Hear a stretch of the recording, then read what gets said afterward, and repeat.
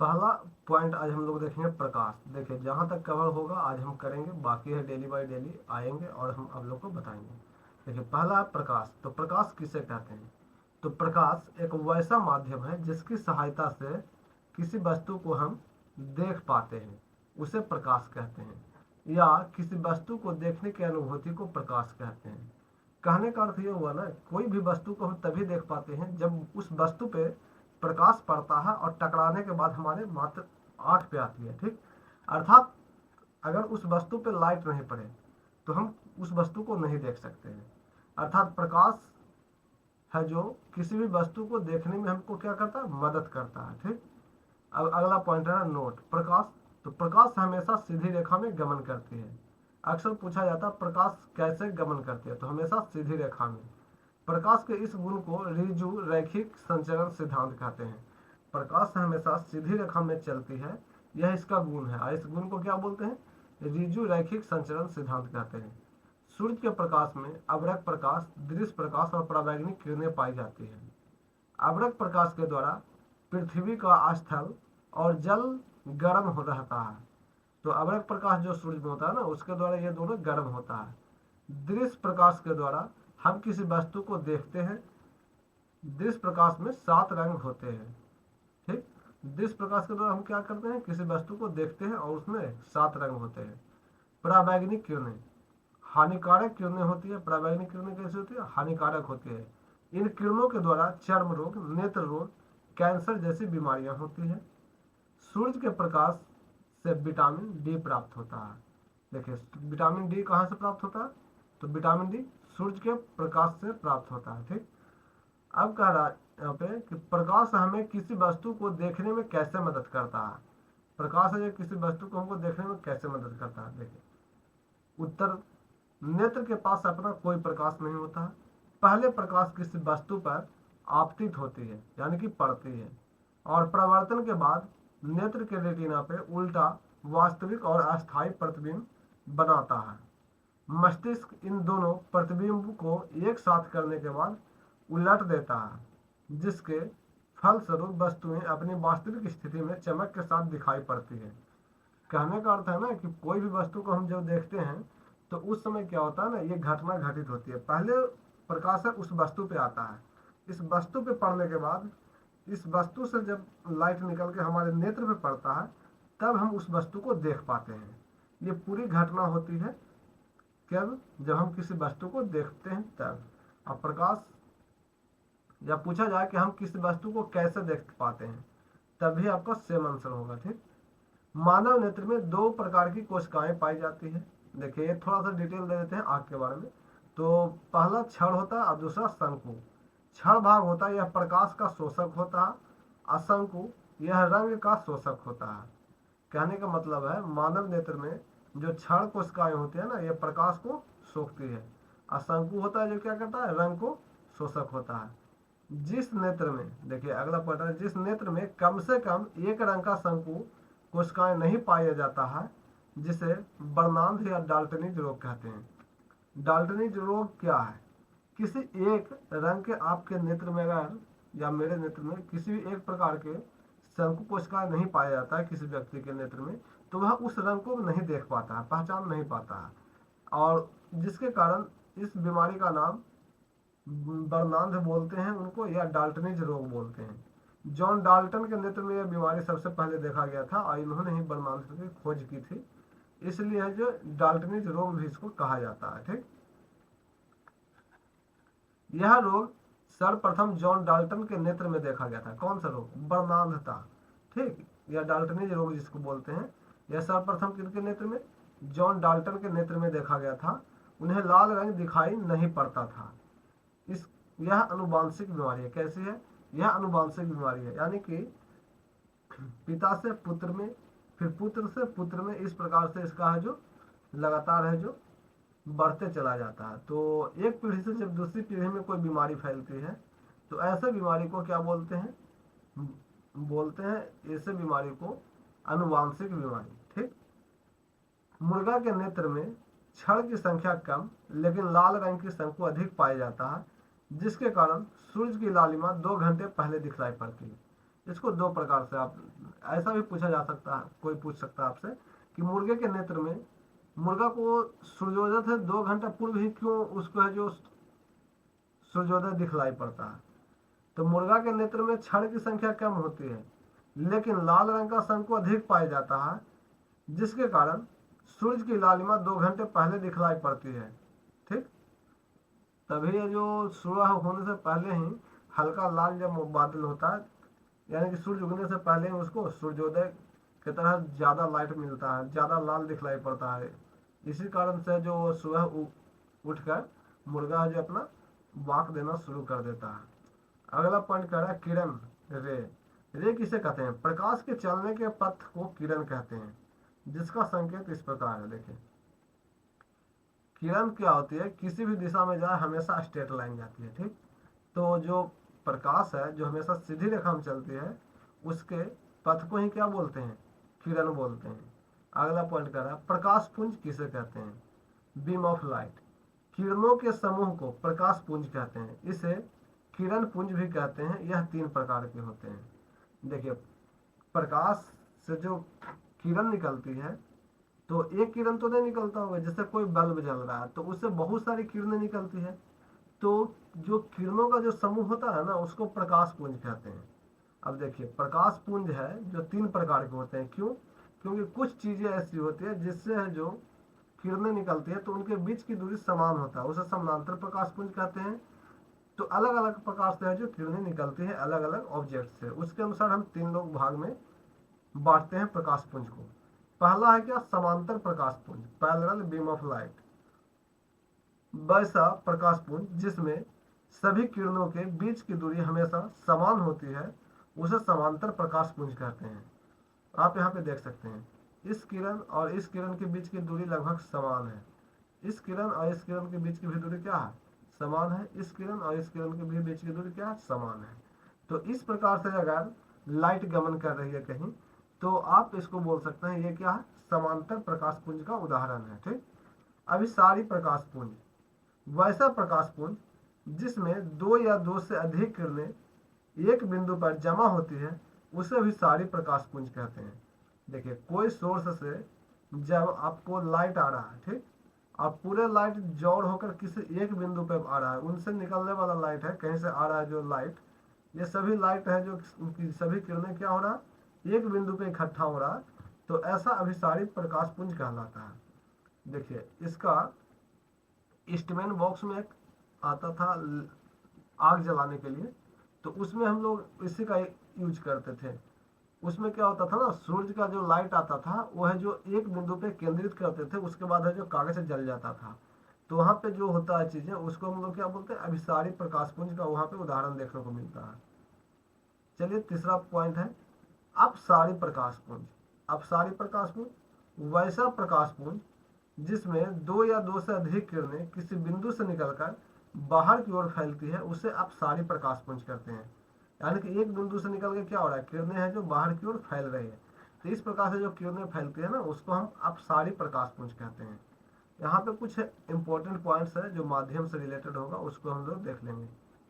जिस माध्यम के कण आपस में सटे होते हैं उसे सघन माध्यम कहते हैं। क्या कहते हैं? जिस माध्यम के कण आपस में क्या होते हैं? सटे सटे होते हैं, उसे सघन माध्यम कहते हैं। और जिस माध्यम के कण दूर दूर होते हैं उसे विरल माध्यम कहते हैं। और जिस स्थान पर धूल, कण, वायु आदि गैसें नहीं होती है उसे निर्वात कहते हैं। सघन माध्यम और विरल माध्यम का उदाहरण अपेक्षित होता है। सापेक्ष। हवा की अपेक्षा जल सघन और जल की अपेक्षा कांच सघन माध्यम है। देखिए, माध्यम क्या होता है ना, एक माध्यम जैसे ठोस है, ठोस एक अलग माध्यम है, द्रव एक अलग माध्यम है, ठीक, गैस एक अलग माध्यम है। ठोस में देखते हैं कि वस्तु के कण काफी ज्यादा सटे होते हैं, जिसके चलते वो सघन होता है। ठीक, तो सघन ज्यादा कौन है? ठोस ज्यादा सघन है, उससे कम लिक्विड सघन होगा, और उससे कम हवा सघन कम होगा। ठीक, तो सघन है जो क्या होता है? अपेक्षिक होता है। सघन माध्यम और विरल माध्यम का उदाहरण हमेशा अपेक्षिक होता है। जैसे कि हवा की अपेक्षा जल सघन है, यानी कि जल के कण हैं जो आपस में ज्यादा सटे होते हैं, किसके तुलना में? हवा के तुलना में। और जल की अपेक्षा कांच, ज्यादा सघन माध्यम है। तो क्यों? क्योंकि जल के जो कण होंगे उससे ज्यादा नजदीक नजदीक में कण किसका होगा? कांच का। तो कांच है जो ज्यादा सघन माध्यम हो जाएगा यहाँ। सघन माध्यम में प्रकाश की चाल कम होती है। याद रखिएगा कि सघन माध्यम में प्रकाश की चाल क्या होगा? कम होगा। विरल माध्यम में प्रकाश की चाल अधिक होती है। और सबसे अधिक प्रकाश की चाल कहाँ होगी? तो निर्वात में। सबसे अधिक प्रकाश की चाल कहाँ होगी? तो निर्वात में। ये सब बीच बीच में जो पॉइंट है वो सबको आपको याद रखना है। निर्वात में प्रकाश की चाल कितना होता है? तो 3 × 10⁸ मीटर प्रति सेकंड होता है। निर्वात में प्रकाश की चाल 3 × 10⁸ मीटर प्रति सेकंड होता है। हवा में प्रकाश की चाल 3 × 10⁸ मीटर प्रति सेकंड होता है। जल में प्रकाश की चाल 2.25 इंटू 10⁸ मीटर प्रति सेकंड होता है। और कांच में प्रकाश की चाल 2.25 इंटू 10⁸ मीटर प्रति सेकंड होता है। तो यहाँ पे थोड़ा सा गलती हो गया है। कांच में प्रकाश की चाल 2 × 10⁸ मीटर प्रति सेकंड होना चाहिए। यहाँ पे टाइपिंग में थोड़ा मिस्टेक हुआ है। ठीक, अगला पॉइंट कर रहे हैं, आत्मदीप्त पदार्थ किसे कहते हैं? वैसा पदार्थ जिसमें नाभिकीय और रासायनिक अभिक्रियाओं के फलस्वरूप स्वतः प्रकाश निकलता है उसे आत्मदीप्त पदार्थ कहते हैं। देखिए, जैसे सूरज हो गया, तारे हो गई, मोमबत्ती हो गया, बल्ब हो गया आदि, ये सब क्या है? आत्मदीप्त पदार्थ है। क्यों? देखिए, सूर्य है, सब हमेशा उसमें से लाइट निकलते रहता है। क्यों? क्योंकि कहा जाता है उसमें हाइड्रोजन है जो हीलियम है जो जलता है, जिसके फलस्वरूप है जो लाइट निकलती है। तारे हमेशा खुद से लाइट होता है, इनके पास अपना प्रकाश होता है। रासायनिक हो या जो भी प्रक्रियाएं होती है उसके बाद वो खुद है जो लाइट को उत्सर्जित करती है, जिसके कारण ये आत्मदीप्त पदार्थ कहलाता है। मोमबत्ती, मोमबत्ती आपने देखा होगा, जब हम मोमबत्ती को जला देते हैं तो वहां पे रासायनिक अभिक्रियाएं होती है, जिसके फलस्वरूप उससे भी लाइट निकलता है। बल्ब में जब बिजली देते हैं तो उससे भी खुद लाइट निकलता है। ठीक, तो ऐसे पदार्थ जिससे स्वतः लाइट निकले, कोई भी रासायनिक अभिक्रिया होती है या कोई भी होने के फलस्वरूप उसे क्या होता है? स्वतः लाइट निकले, तो उसे आत्मदीप्त पदार्थ के अंतर्गत रखते हैं। प्रदीप्त पदार्थ वैसे पदार्थ जिसके पास अपना प्रकाश नहीं होता है तथा वह दूसरे के प्रकाश से चमकता है उसे प्रदीप्त पदार्थ कहते हैं। जैसे चंद्रमा। चंद्रमा क्या है? खुद का प्रकाश नहीं होता, उसमें कोई रासायनिक अभिक्रियाएं नहीं होती जिसके फलस्वरूप लाइट निकलता है। क्या होता है ना, सूर्य का प्रकाश जब चंद्रमा पर पड़ता है तो चंद्रमा है जो हम चमकता है, उससे लाइट निकलता है। ठीक, तो ऐसे जब लाइट निकलेगा तो वो प्रदीप्त पदार्थ के अंतर्गत आप उसको रखना है। ठीक, जैसे डोमस हो गया, फोबस होगा, निरोइड, टाइटानिया इत्यादि, ये सब क्या है ना? प्रदीप्त पदार्थ के उदाहरण है। अदीप्त पदार्थ वैसा पदार्थ जिसके पास अपना प्रकाश नहीं होता है तथा वह दूसरे के पदार्थ के प्रकाश से भी नहीं चमकता है, उसे अदीप्त पदार्थ कहते हैं। जैसे ईंट, लकड़ी, पत्थर इत्यादि। अदीप्त पदार्थ जैसे आप लकड़ी है, ठीक है, तो लकड़ी को हम जब तक नहीं जलाते हैं वो लाइट निकलता है नहीं। तो वैसा पदार्थ जिसके पास प्रकाश नहीं होता है तथा वह दूसरे के पदार्थ के प्रकाश से भी नहीं चमकता है, जब आप किसी लकड़ी पर लाइट मारते हैं तो ऐसा नहीं है कि लाइट है जो लकड़ी से निकलता है बाहर की ओर, बहुत वो लगभग सोख ही लेता है। तो ये सब जो पदार्थ है ये सब क्या है? अदीप्त पदार्थ के उदाहरण है। ठीक, अब चलते हैं आगे की ओर। यहाँ पे माध्यम आ गया। देखिए, पारदर्शी माध्यम। पारदर्शी माध्यम क्या है? वैसा माध्यम जिसमें प्रकाश आर पार हो जाता है उसे पारदर्शी माध्यम कहते हैं। जैसे नॉर्मली अगर कांच हो, दोनों तरफ से कलई किया हुआ नहीं रहना चाहिए, किधर भी एक भी साइड से नहीं, तो क्या होता है ना, जैसे हम लाइट को जलाते हैं तो लाइट है जो एक छोर से दूसरी छोर चला जाता है। यही कारण है ना कि जो बल्ब वगैरह होता है उसके में कांच होता है जो ऊपर से लगा हुआ रहता है, तभी तो बल्ब के अंदर से है जो लाइट बाहर आता है। तो ऐसे माध्यम जो होते हैं ना पारदर्शी माध्यम कहलाता है। एल्कोहल भी उदाहरण है किसका? पारदर्शी माध्यम का। दूसरा है अपारदर्शी माध्यम। वैसा माध्यम जिसमें प्रकाश आर पार नहीं होता है, जैसे ईंट, पत्थर इत्यादि, ये क्या है? अपारदर्शी माध्यम का उदाहरण है। अगर हम ईंट पे लाइट मारते हैं, इधर एक छोर से लाइट मारेंगे तो दूसरे छोर से लाइट नहीं निकलेगा, तो ऐसे माध्यम अपारदर्शी माध्यम कहलाते हैं। और तीसरा होता है पारभासी माध्यम, वैसा माध्यम जिसमें जिसे प्रकाश आंशिक रूप से बाहर निकलती है उसे पारभासी माध्यम कहते हैं।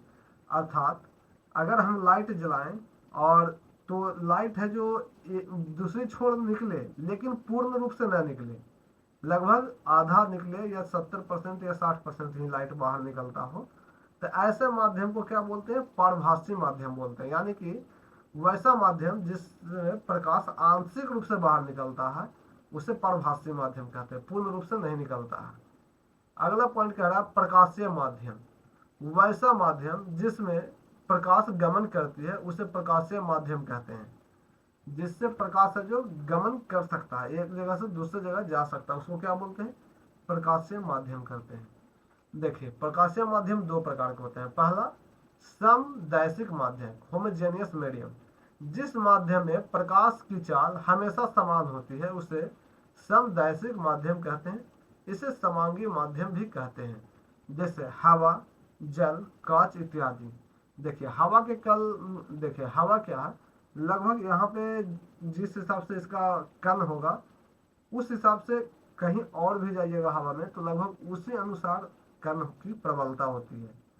यानी कि ज्यादा सघन नहीं होता कण, एक जैसा ही लगभग सभी जगह सघन होता है, जिसके कारण क्या होता है ना, प्रकाश लगभग एक चाल से पूरे हवा में गति कर पाता है। जल में सेम उसी प्रकार से एक रफ्तार से सभी जगह गति कर सकता है। तो ऐसे माध्यम क्या कहलाता है? समदैशिक माध्यम कहलाता है। विषमदैशिक माध्यम, जिस माध्यम में प्रकाश की चाल हमेशा बदलते रहती है उसे विषमदैशिक माध्यम कहते हैं, जैसे क्रिस्टल, टूरमेलिन इत्यादि। इसमें क्या होता है ना, प्रकाश है जो अपनी गति बदलते रहता है।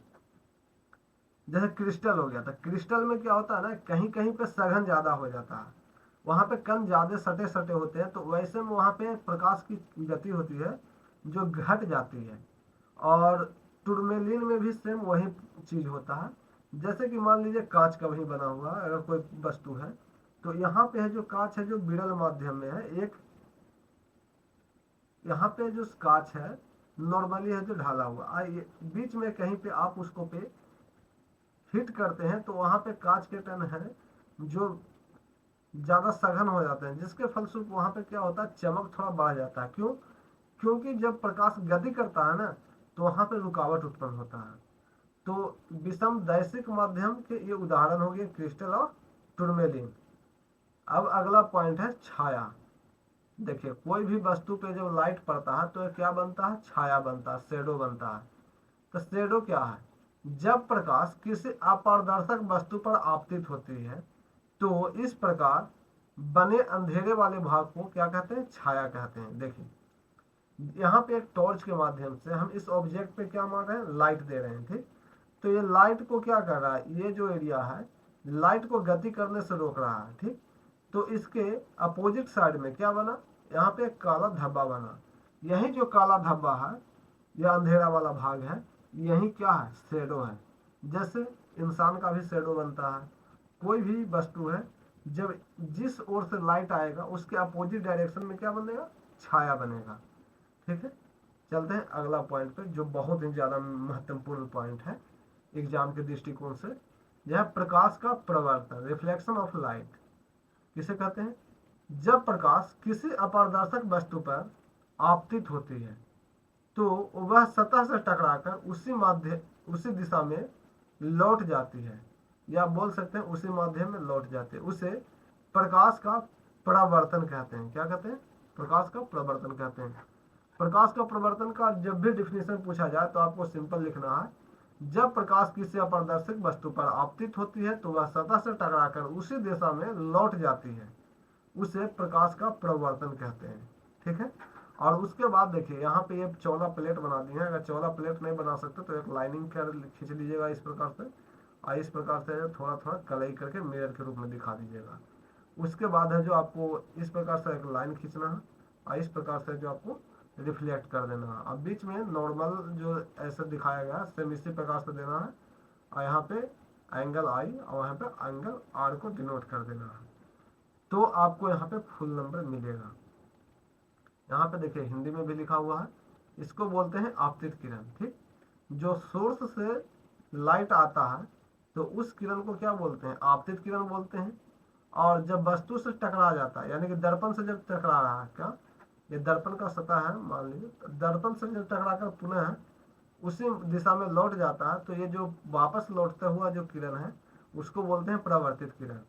और इन दोनों किरणों को जो बीच से बांटती है उसको क्या बोलते हैं, अभिलंब बोलते हैं। तो आपतित किरण और अभिलंब के बीच के कोण को क्या बोलते हैं, आपतन कोण बोलते हैं। और परावर्तित किरण और अभिलंब के जो बीच का ये कोण बना, इसको बोलते हैं प्रवर्तन कोण बोलते हैं। ठीक, इसको आपतन कोण, इसको बोलते हैं प्रवर्तन कोण। प्रवर्तन कोण को स्मॉल आर के द्वारा और आपतन कोण को स्मॉल आई के द्वारा डिनोट करते हैं। ठीक है, नोट, सतह पर आने वाली किरण को आपतित किरण कहते हैं, जैसा कि मैंने अभी बताया उन सभी बिंदु को यहाँ पे है डिफाइन किया गया है। सतह से टकराकर लौटने वाली किरण को परावर्तित किरण कहते हैं। सतह के जिस बिंदु पर आपतित किरण आपतित होती है उसे आपतन बिंदु कहते हैं। देखिए ये बिंदु पे किरण गिर रही है आके, तो ये बिंदु क्या कहलाता है, आपका आपतन बिंदु कहलाता है। ठीक, आपतन बिंदु पर डाले गए लंब को अभिलंब कहते हैं, जिसे कैपिटल एन द्वारा सूचित किया जाता है। ये जो बीच वाला जो लाइन है ना, इसी को हम लोग क्या बोलते हैं, अभिलंब बोलते हैं। जिस सतह से आपतित किरण टकराकर लौट जाती है उसे प्रवर्तन सतह कहते हैं। और ये जो मिरर है ये क्या कहलाएगा, प्रवर्तक सतह कहलाएगा। कांच का प्रवर्तक सतह बनाने के लिए उस पर विपरीत भाग में पारा और सिंदूर अर्थात अमलगम का लेप चढ़ाया जाता है। देखिए कांच के दूसरे साइड को रंगा जाता है, किससे, पारा और सिंदूर के द्वारा।